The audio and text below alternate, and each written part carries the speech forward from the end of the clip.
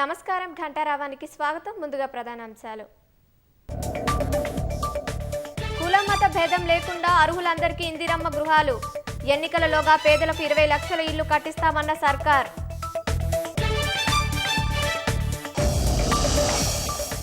రాష్ట్ర వ్యాప్తంగా cancer care అందించాల్సిన అవసరం ఉందన్న ప్రభుత్వం.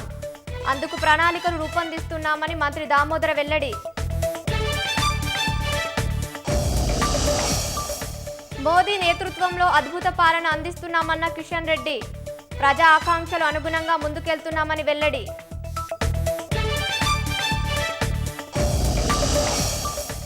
అమెరికా దాడుల్ని తీవ్రంగా స్పందించిన టెహరాన్. ఎప్పుడూ చూడనంత నష్టం తప్పదని ఖమేనీ ఘాటు హెచ్చరిక.